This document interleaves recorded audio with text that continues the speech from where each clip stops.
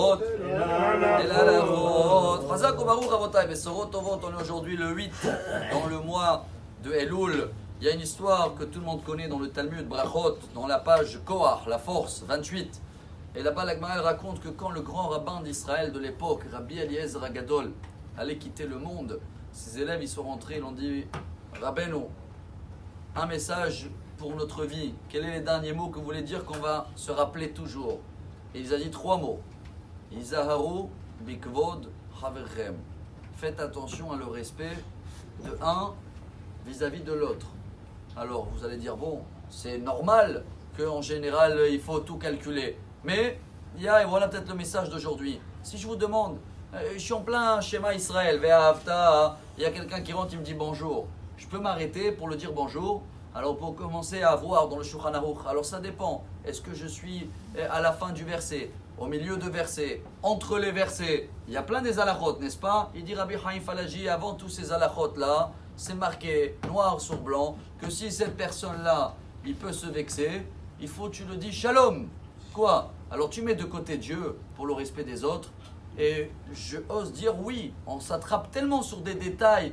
Comment bien faire vis-à-vis de Dieu que Dieu même il dit mais je demande le respect entre vous avant le respect vis-à-vis de moi. Et malheureusement on le met de côté et je ne vais pas dire jusqu'à où on y va. Tout le monde connaît l'histoire dans le Talmud Shabbat, page 32, cœur. Là-bas il y a l'histoire avec Hillel qui voulait convertir quelqu'un. Il a dit je vais me convertir à une seule condition. Je vais sur un pied toute la Torah. Vous connaissez tous. Il a dit mets-toi sur un pied.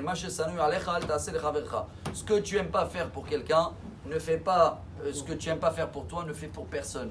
Aime ton prochain comme toi-même. Mais on va rajouter jusqu'à où ça arrive. Tout ça c'est connu.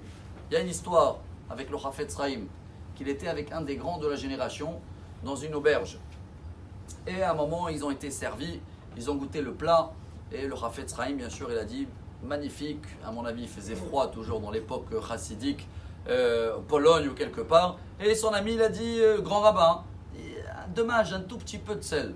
Hop, le Chafetz Chaim il s'est levé, il a dit tu viens de me gâcher des dizaines d'années que j'ai pas fait la shonara, tu m'as tout gâché. Le rabbin il a dit excusez-moi Chafetz Chaim, ça va, j'ai dit quoi, qu'il manque du sel, c'est normal.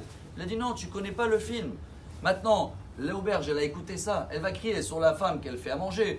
Elle va le dire, pourquoi t'as pas mis de sel? Elle va dire non, j'ai mis du sel. Va dire ah, alors les rabbins ils mentent. Et le rabbin il a dit non, vous faites trop des films. Il a dit viens avec moi.